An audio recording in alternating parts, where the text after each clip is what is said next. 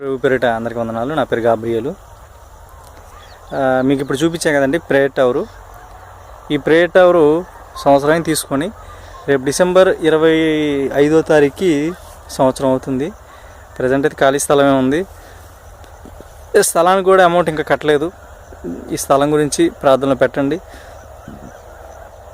స్థలానికి amount ఇచ్చేటట్టుగా, registration ఈ స్థలం అయ్యేటట్టుగా కొంచెం ప్రార్థనలు పెట్టండి. ముఖ్యంగా బాగా డిస్టర్బెన్స్ అవుతుంది. పక్కన బహిర్భూమికి వెళ్ళే వాళ్ళు కానీ, తాగేవాళ్ళు కానీ, చేతపనులు చేసేవాళ్ళు కానీ, ఇట్లా చాలామంది వచ్చి రకరకాలుగా ఇబ్బంది పెడుతున్నారు. ఖాళీ స్థలం పక్కనే, మన సన్నిధి పక్కనే ఇబ్బంది పెడుతున్నారు. అట్లా జరగకుండా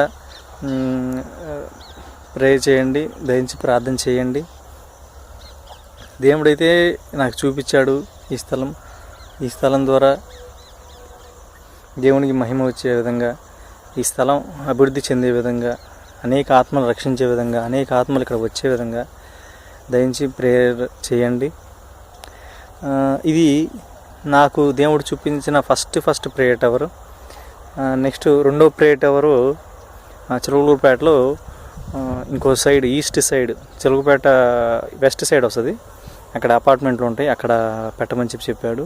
అది రెండోది. తర్వాత గురాయిపాలెం, అంటే దేవుడు నాకు చెప్పిన ప్లేసెస్, స్వప్నం ద్వారా దేవుడు నాకు చెప్పిన ప్లేసెస్ ప్రేయర్ టవర్ పెట్టమని.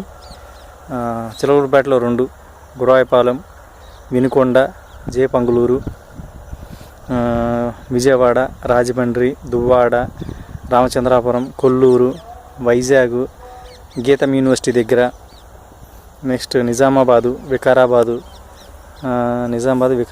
జేపంగులూరు, చెన్నై, ముంబై, ఎర్నాకుళం, ఇట్లా దాదాపు ఒంగోలు, ఇట్లా దాదాపుగా ఒక 19 ప్లేసెస్ దేవుడు నాకు చెప్పాడు.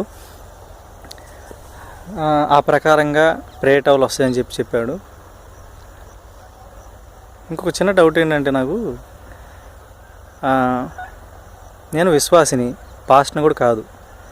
ఏదో సువార్త చెప్పడం అంటే జనరల్గా క్రైస్తవులైనా సువార్త చెప్పొచ్చు, అంటే పాస్టరే అవ్వాల్సిన అవసరం లేదు.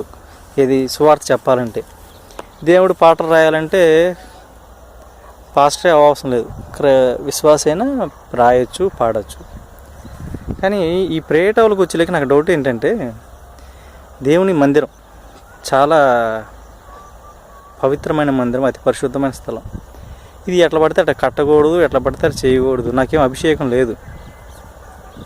కానీ దేవుడు ఏం చెప్పాడు? నువ్వు అడుగుపెట్టి ప్రతి స్థలం నీకు ఇస్తా అన్నాడు. నువ్వు పనికి పనుకొను, యెహోవానికి తోడుగా ఉంటా అన్నాడు. ధైర్యం వహించి పనికి జరిగించుడి అని చెప్పి అన్నాడు, చెప్తున్నాడు. ఇప్పుడు ఈ సిట్యువేషన్లో నేను ఒక విశ్వాసిని. నేను ప్రభువుని తెలుసుకొని 2 సంవత్సరాలు, బాప్తిజం తీసుకొని 1 సంవత్సరం.